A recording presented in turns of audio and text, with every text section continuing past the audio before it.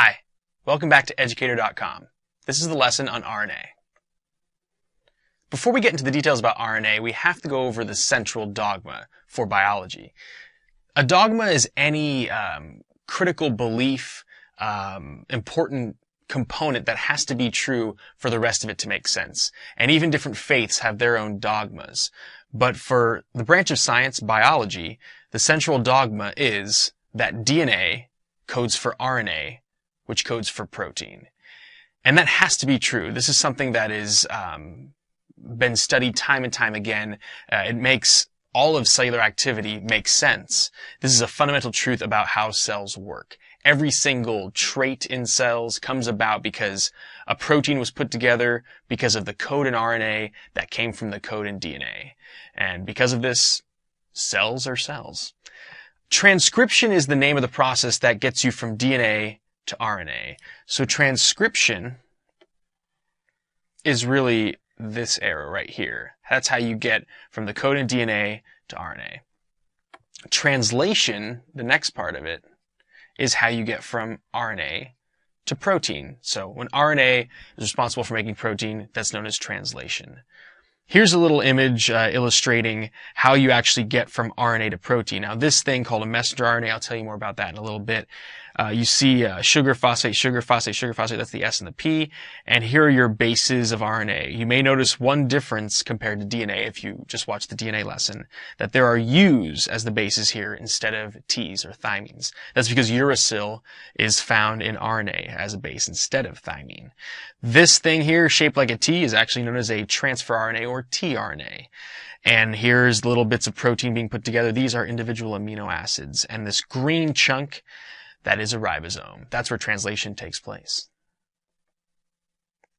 RNA, its role and characteristics. So RNA stands for ribonucleic acid, not deoxyribonucleic acid like DNA was. And ribonucleic acid in its sugars actually has one more oxygen atom than deoxyribonucleic acid. So RNA transmits the code from DNA to other parts of the cell. When you look at the average eukaryotic cell that has a nucleus, you've got all this DNA in there that does not leave. Unless we're talking about cell division, then, DNA is pulled apart. But when you talk about just, a cell existing and it's just normal interphase part of its life, you've got DNA that's housed in the nucleus and it's protected there. The way that you get the code out to the cell parts and to actually make sense of DNA is all because of RNA. In a sense, it's kind of like a photocopy of DNA. How is it different from DNA? Well, it's not just that its role is different. Structurally, it is very different. So when we look at the strands, DNA, of course, was double-stranded. RNA typically has one strand, single-stranded. And DNA has two. So I'm going to write instead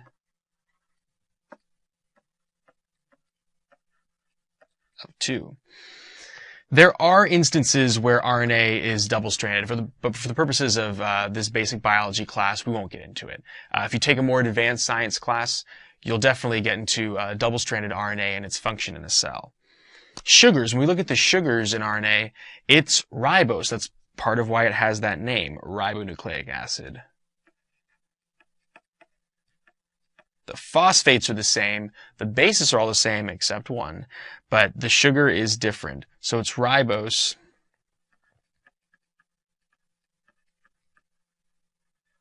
instead of deoxyribose, as you would see in DNA.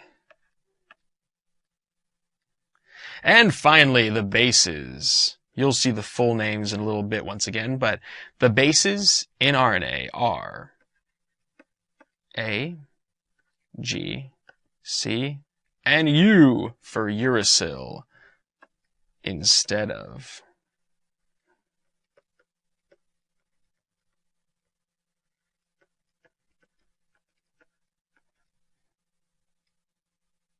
thymine. And that's part of what differentiates RNA from DNA. There are a few different reasons that they're different, and one of the major ones is this base difference. Uracil replaces thymine. Alright, here's a good diagram that shows you the visual difference. Here on the left, you've got RNA, ribonucleic acid. Here's that single strand. The backbone, of course, we made of sugar, phosphate, sugar, phosphate, sugar, phosphate, sugar, phosphate. And remember from the DNA lesson, phosphate, sugar, base, your DNA determines your face. Well, you could say the same thing for RNA. Phosphate, sugar, base, your RNA determines your face. There's double-stranded DNA here on the right. When you look at the colors inside of it, the only major difference is when you look at the red. On this side, you see oranges, right? Because here's uracil, that orange base, instead of thymine. And structurally, they're very similar. They're both pyrimidines. To see more about that particular explanation, look at the DNA lesson. The larger bases are purines, and the smaller bases are pyrimidines. So here's a good example of how they're different.